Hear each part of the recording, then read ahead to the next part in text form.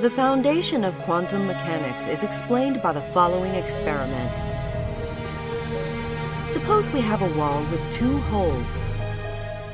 Suppose we shoot marbles at it, one marble at a time. Behind the wall, we have a cloth. Each time a marble hits the cloth, we mark where it landed.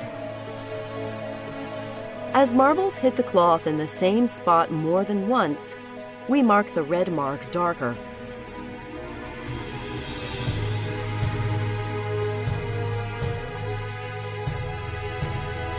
Some marbles make it through the holes by bouncing off at an angle. But most marbles that make it through the holes continue in a straight line. After a while, there will be many red marks on the cloth. The darkest red marks will be directly behind the two holes. Now suppose the two holes are very narrow. Suppose the marble is very small. Now the result is very different.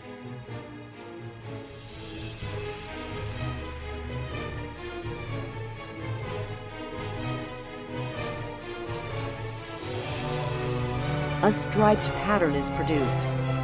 The marbles never hit the cloth in the areas between the stripes. All particles in the universe produce this striped pattern, provided that both they and the holes are small enough. No matter how many times we repeat this experiment, and no matter what type of object we use to replace the marbles, the result is always the same. Only one known phenomena can explain this result. Waves. When a wave passes through a hole, it spreads out on the other side.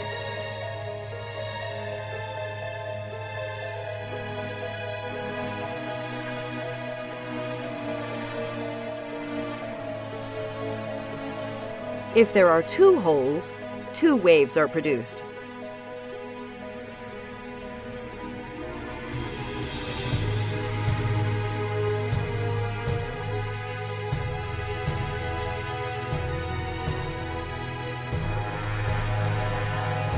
When you have two waves, they interact with one another.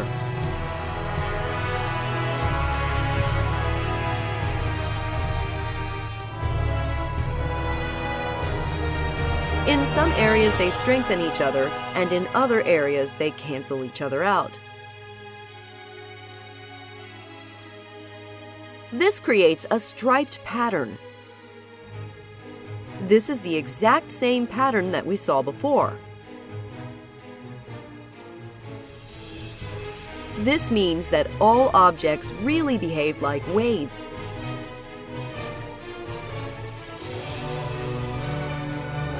But if all objects behave like waves, then why don't we see a striped pattern for the large marbles?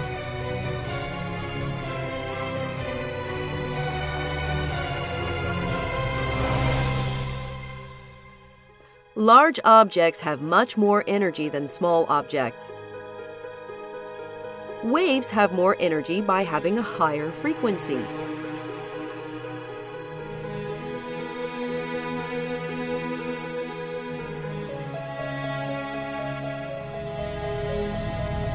When waves with higher frequencies interact with one another, the pattern is different.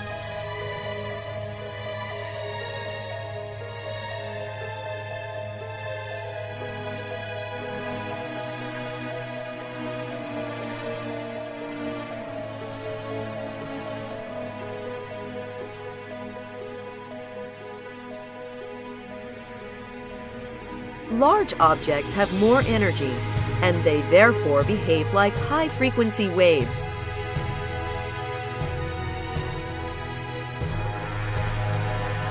This is why large objects do not produce a striped pattern, but small objects do.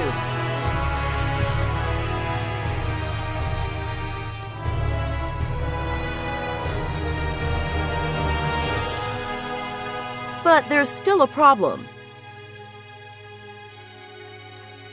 For a wave to produce a striped pattern, each wave must simultaneously pass through both holes, so that there will be two new waves that interact with one another.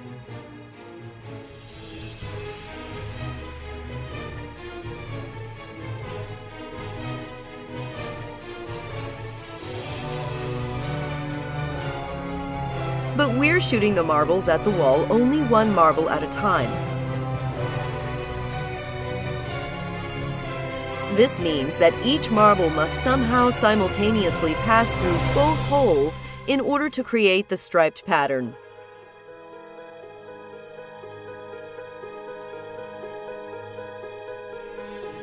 Let's see if this is what actually happens by blocking one of the holes. The striped pattern disappears.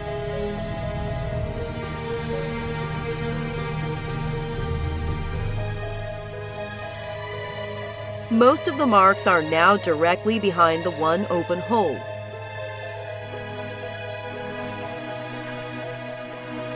Now let's block the other hole instead.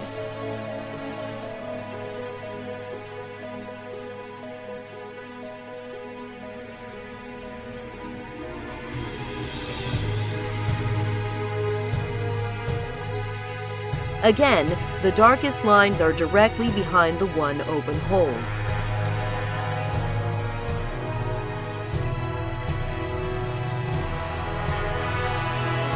But if we unblock both holes, the striped pattern returns.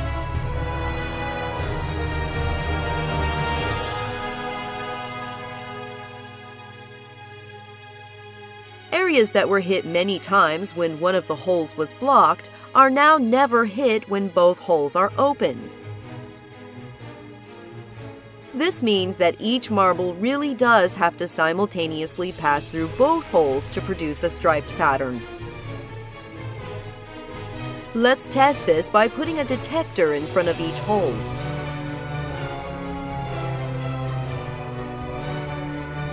We should expect that both detectors will simultaneously indicate that the marble passes through it. However, this is not what happens.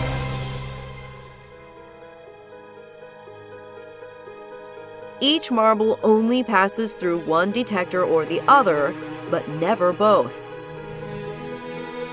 Also, once we place detectors in front of the holes, the striped pattern disappears. Now the darkest lines are directly behind the two holes, just as when we blocked one hole at a time. Let's try putting a detector in front of only one of the two holes. It turns out that having even just one detector has the same effect as having two detectors and causes the stripe pattern to disappear.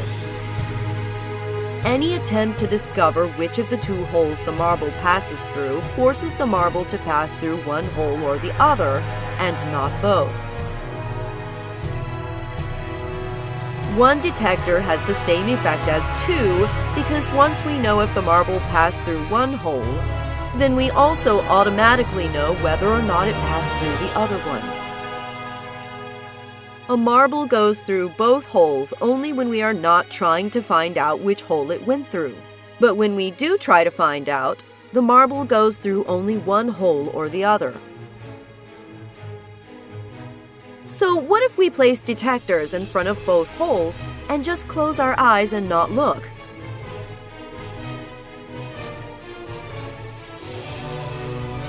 We don't know for sure what is happening when we are not looking, but we do know what the mathematics describing the waves tells us.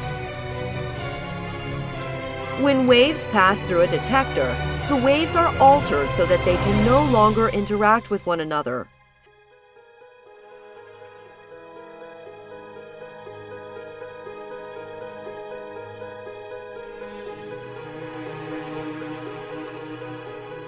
This means that the striped pattern will disappear even if we are not watching it. The detectors will cause this to happen on their own. However, the mathematics also says that each wave still simultaneously passes through both holes, even with the detectors present. But when we open our eyes and look, we always see the detector indicating that the marble passed through only one hole or the other, and never both. Each wave still simultaneously passes through both holes, even with the detectors present. But when we open our eyes and look, we always see the detector indicating that the marble passed through only one hole or the other, and never both. This means that the marble must be more than just a wave. The wave only describes the probability of where we will see the marble when we look at it. The probability of the marble being at a particular location is given by the wave's amplitude. The higher the amplitude of the wave at a particular location, the higher the probability is that we will see the marble there when we look. This means that we can never simultaneously know both the position and the momentum. Before the wave hits the detector, we know exactly what direction the momentum is in. However, we know nothing about the object's position.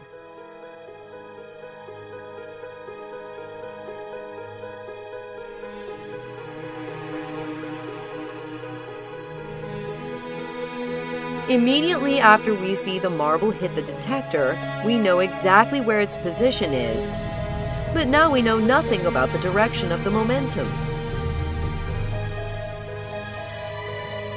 Not only are we not able to simultaneously measure the position and momentum of an object, the object does not even have a specific position or momentum until we observe it.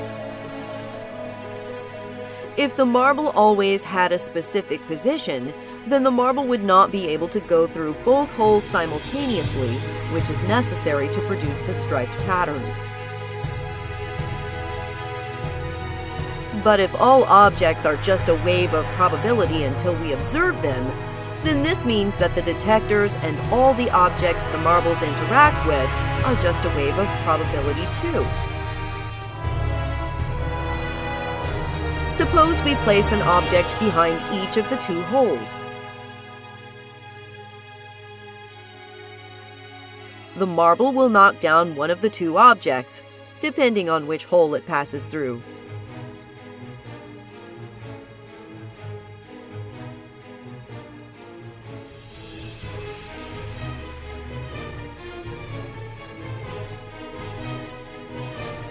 If we close our eyes and don't look, then the wave of probability passes through both holes, and each object being knocked down also becomes a wave of probability.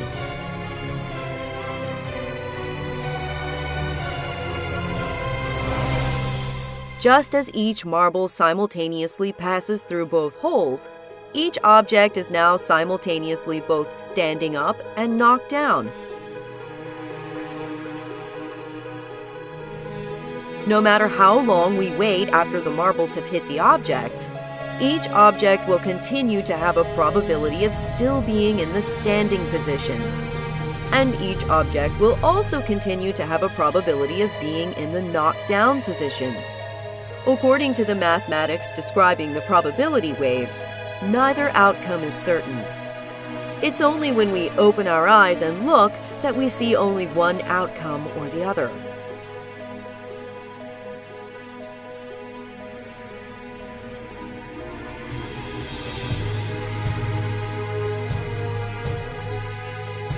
It's not just that we ourselves do not know the outcome until we look.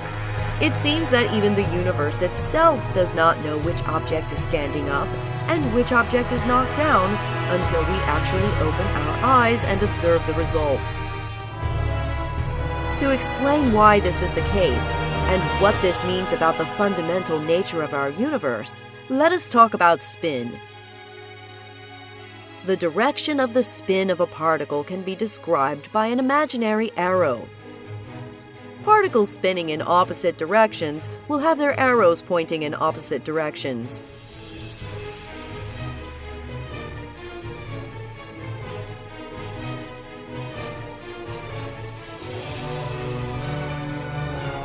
Particles are too small to see the spin directly with our eyes,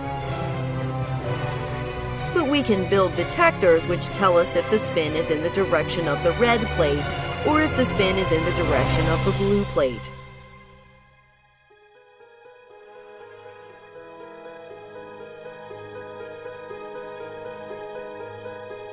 Suppose we think that we already know the spin of a particle ahead of time, because we have measured it previously and we line up the detector with this direction. The detector will always give us the same result we measured previously. But if the spin we measured previously is not in the same direction as the detector, then the act of measuring the spin ends up changing it.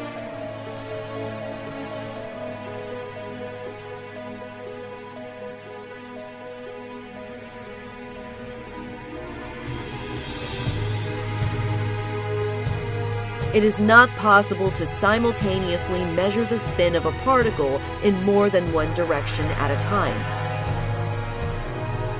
If we want to know the direction of the spin in the horizontal direction, then we need to rotate the detector.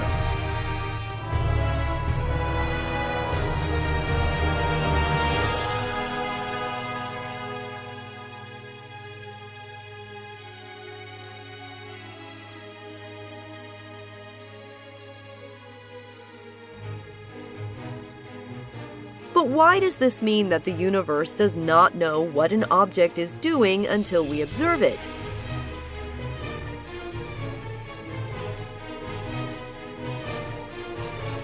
The answer lies in the fact that we can produce pairs of particles that always spin in opposite directions.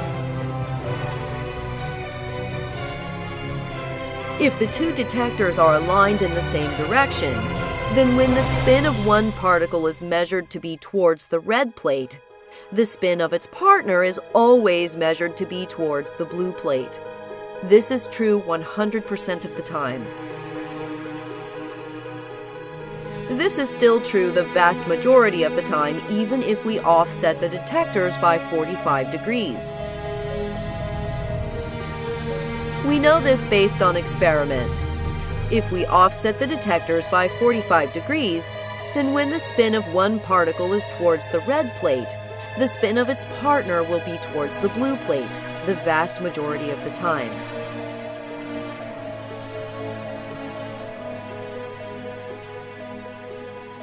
Suppose the two detectors are perfectly aligned with each other, and they are both in the diagonal position. Does the universe know ahead of time that the first particle will be measured to be towards the red plate, and that the spin of the second particle will therefore be towards the blue plate? If the universe knows ahead of time that the spin of the second particle will be towards the blue plate, then this means that the universe must know that the spin of the first particle will probably be towards the red plate, even if we rotate its detector by 45 degrees, either into the vertical position or into the horizontal position.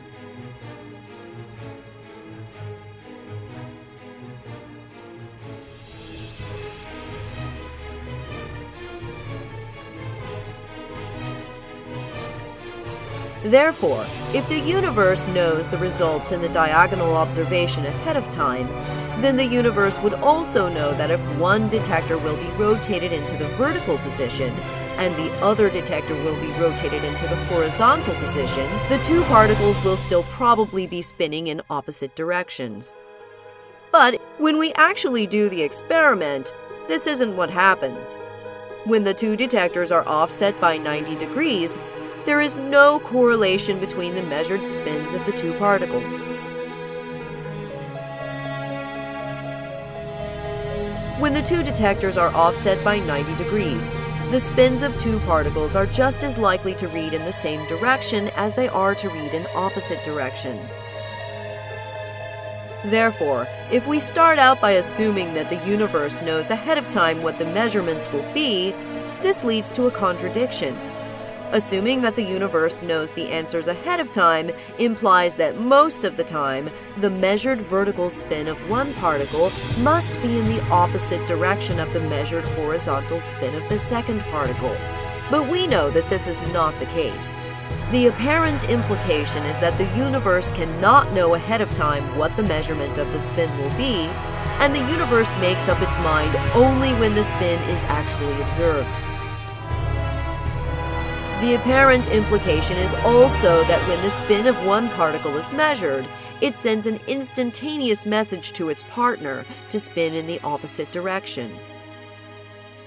If each particle makes up its mind about what direction it's spinning only when it's observed, then we need this instantaneous message from one particle to the other in order to guarantee that the two particles will always decide to spin in opposite directions when the detectors are aligned.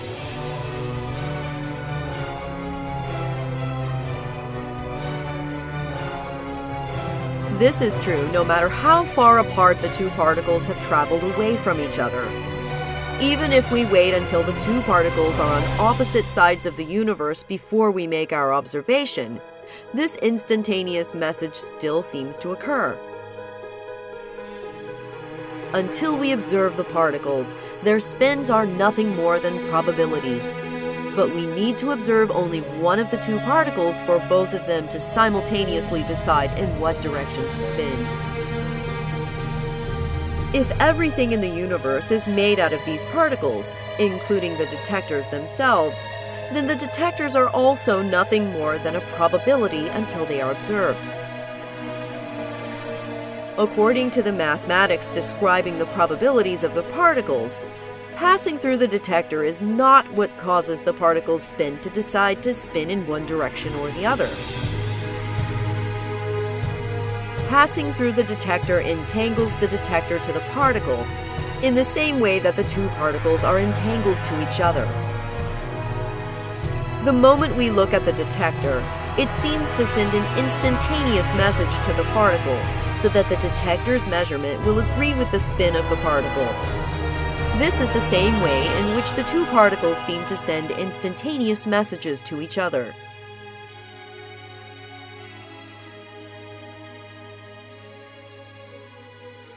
There are many possible explanations as to what's actually happening and how to interpret these results, and this is a matter of considerable debate. But if we really do have these types of instantaneous messages, which are faster even than the speed of light, then this creates an interesting situation with Einstein's theory of relativity. According to Einstein's theory of relativity, different observers will disagree about which of two events happened first, and no observer is more correct than any other.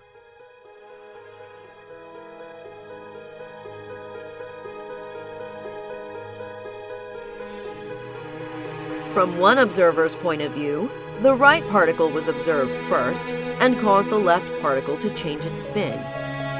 From another observer's point of view, the left particle was observed first and caused the right particle to change its spin. Therefore, we can't know which of these events is the cause and which of these is the effect, since both points of view are equally valid. In fact, according to quantum mechanics, we can't even know which particle is which. Suppose we have two particles in a container. Each particle does not have its own separate probability wave. There is only one probability wave, which describes the probability of measuring the two particles in every possible combination of positions. The probability that particle 1 will be in one position and that particle 2 will be in another position is exactly equal to the probability that the two particles will be in the swapped positions. Therefore, we cannot know if a particle we're observing is the same particle we measured earlier. If we think of our container as the entire universe, then this would imply that the universe consists of just one probability wave, governing the probability of all the particles in existence.